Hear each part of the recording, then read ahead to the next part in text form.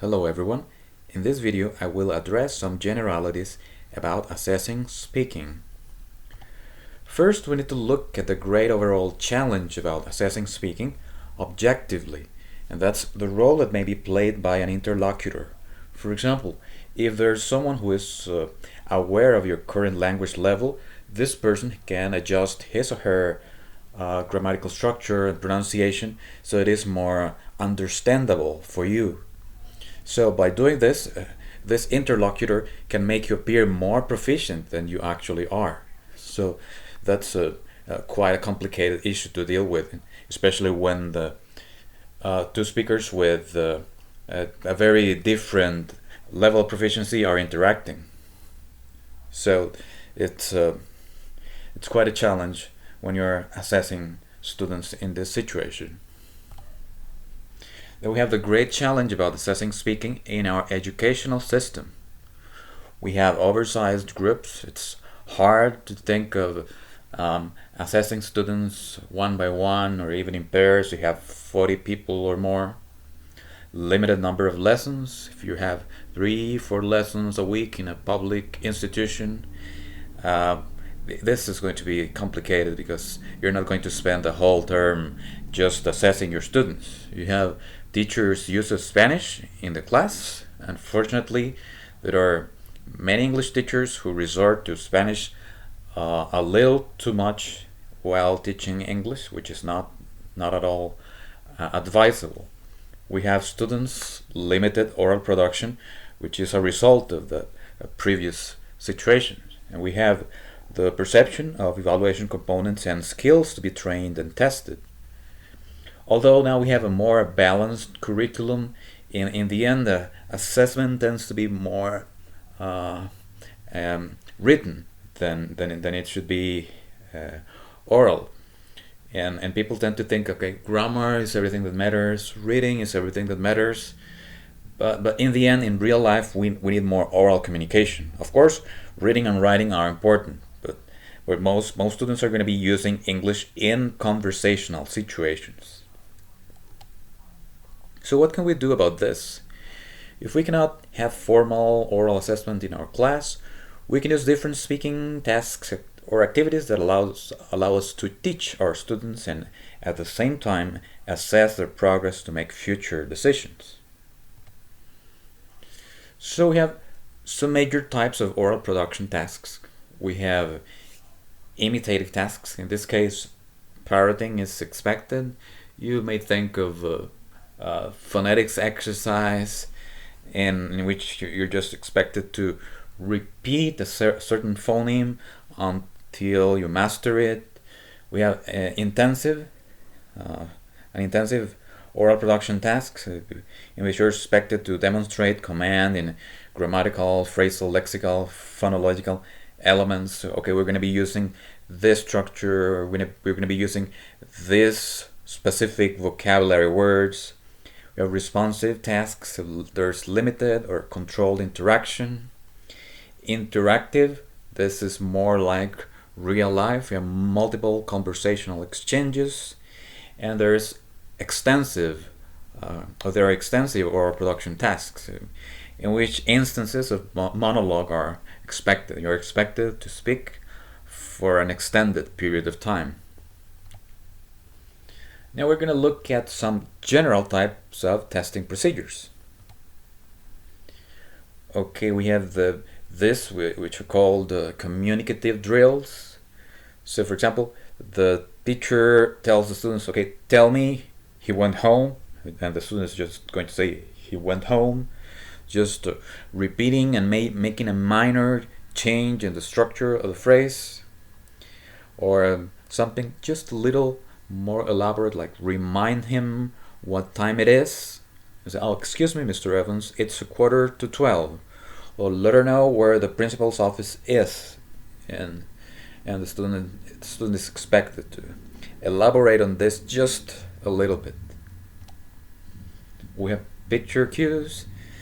So you show the students these drawings and ask where are they, and they are supposed to give a description. But again, this is limited, and it may depend on the student's ability to give descriptions and the amount of vocabulary words that the student has to describe the situation or the scene displayed in the drawing. You have reading aloud.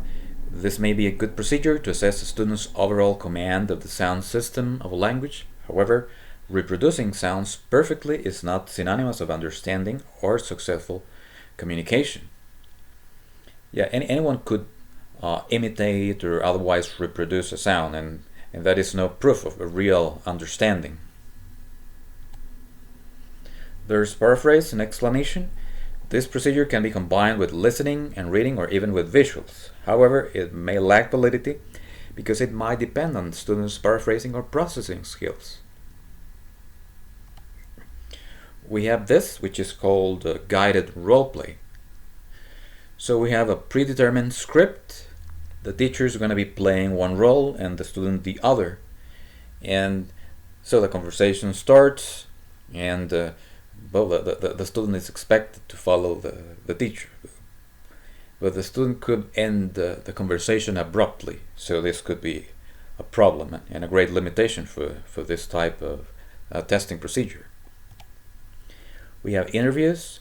This procedure can be used in both formal assessment and placement assessment, but it may be intimidating for the students, and they may end up simply answering questions in a rather basic fashion or even in a mechanical way, and probably the students don't see the point of them answering questions in an interview, although that's the only way we can obtain information about their current language level. Probably if you work for a language program, you may be required to participate in placement assessment. So this is when students do not want to start from level 1, and they know English and they want to be placed in a higher level.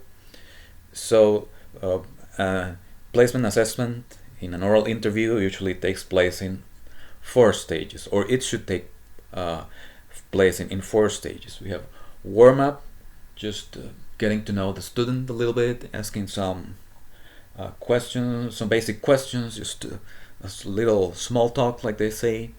Then you have a level check, and then you start talking about the topics that the student should be able to handle at that level.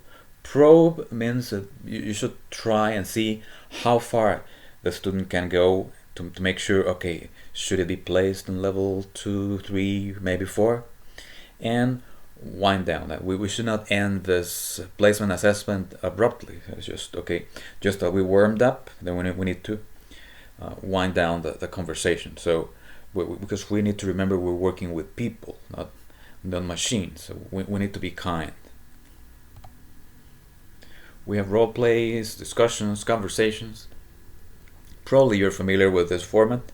You're provided with role cards. They can come in pairs, student A, student B, and they describe a situation from 2 different points of view. Or you can have just one role card for 2 or more students, and the card describes the situation that should be performed by the students. You're also familiar with oral presentations or speeches. Students may be asked to give presentations which may be prepared, extemporaneous, and impromptu. Okay, what do they mean? Probably you're more familiar with prepared. You're told, okay, next week prepare a 5-minute presentation about this topic. So you have time to do a little research, get ready, prepare visuals, and so on. Extemporaneous is sometimes confused with impromptu. So with extemporaneous presentations, you're given just a little time to get ready, some mental preparation. So okay, right now I'll give you 2 minutes to get ready and go to the front and present. Impromptu is just, I tell you, okay, start speaking now. No time to prepare anything or to get mentally prepared for this task. Just start speaking and do your best. Okay, now we need to consider the point of developing instruments to assess speaking. So no matter the kind of formal speaking task you're using, you should use an instrument to give feedback to your students. As we know, these instruments may include rubrics, which may be analytical or global, rating scales, and checklists. And here are our references.